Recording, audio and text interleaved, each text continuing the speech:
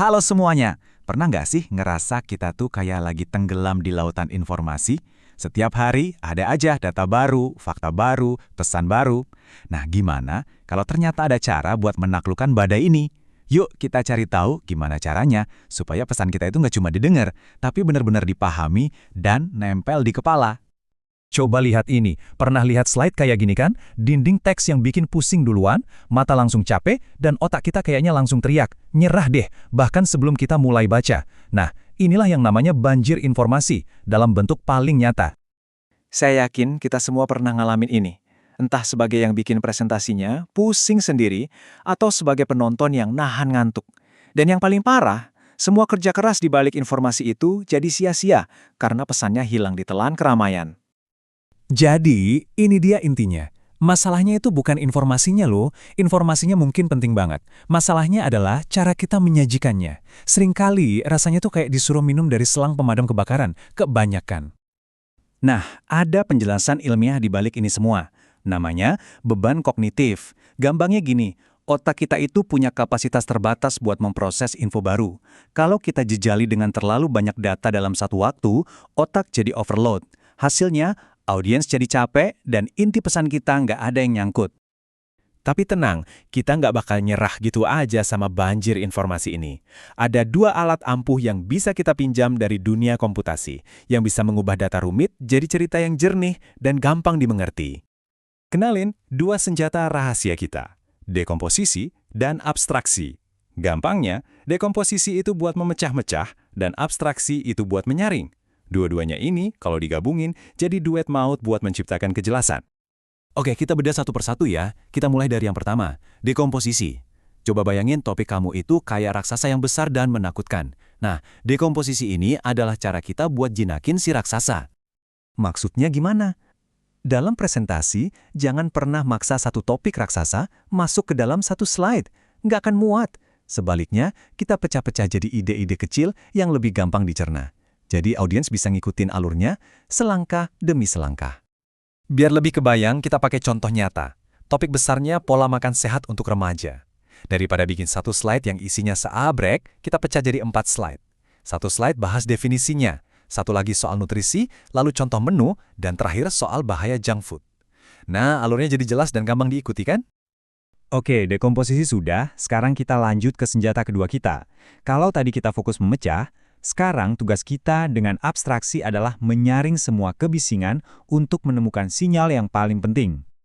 Analogi paling gampang itu peta transportasi umum, kayak peta KRL atau MRT. Di peta itu kan nggak ada gambar setiap gang kecil, warung, atau pohon. Yang ada cuma rute sama stasiunnya. Kenapa? Ya karena cuma itu informasi yang kita butuhkan. Itulah inti dari abstraksi. Dan ini nih, perbedaannya kelihatan banget. Yang kiri, kalimatnya panjang dan bertele-tele. Yang kanan, langsung ke intinya. Pesannya sama persis, tapi versi kanan ini jauh lebih cepat diproses dan lebih nempel di kepala. Jadi, gimana cara kita melatihnya? Gampang kok. Coba sederhanakan kalimat-kalimat kamu. Pakai poin-poin biar gampang dibaca sekilas, tapi jangan banyak-banyak ya. 3-5 aja cukup. Kalau ada data angka, ubah jadi grafik biar lebih bercerita. Dan jangan ragu pakai huruf tebal atau warna buat nandain hal yang paling penting. Oke, sekarang bagian yang paling seru. Gimana jadinya kalau dua kekuatan ini kita gabungkan? Disinilah keajaiban sesungguhnya terjadi. Kita akan mengubah data yang berantakan jadi pesan yang super jernih. Coba bayangin skenario ini. Kamu baru aja selesai survei tentang hobi siswa. Kamu punya setumpuk data mentah dari 15 pertanyaan. Gimana cara menyajikannya biar audiens nggak ketiduran? Nah, kira-kira beginilah tampilan data mentahnya. Agak berantakan dan susah kan buat dapat kesimpulan cepat? Kalau semua ini dijejelin ke satu slide, udah pasti bencana. Oke, jadi kita mulai dengan dekomposisi. Daripada mencoba bahas semua hobi sekaligus, kita putuskan untuk bikin satu slide yang super fokus. Kita pilih satu subtopik, 3 olahraga paling populer. Selanjutnya, kita pakai abstraksi. Kita saring semua data mentah tadi, kita cuekin dulu soal hobi baca, musik, atau seni. Kita cuma tarik data yang kita butuhkan untuk subtopik kita, 3 olahraga teratas. Dan tada! Ini dia hasilnya. Bersih, sederhana, dan pesannya langsung sampai. Dengan dekomposisi untuk fokus dan abstraksi untuk menyaring, kita mengubah tabel yang membingungkan jadi grafik yang bisa cerita sendiri cuma dalam hitungan detik. Kamu udah lihat kan cara kerjanya? Nah, sekarang mari kita alihkan fokusnya ke kamu dan gimana kamu bisa menerapkan prinsip-prinsip ini dalam kehidupan sehari-hari. Coba deh bandingkan. Slide A isinya paragraf padat tentang pentingnya cuci tangan.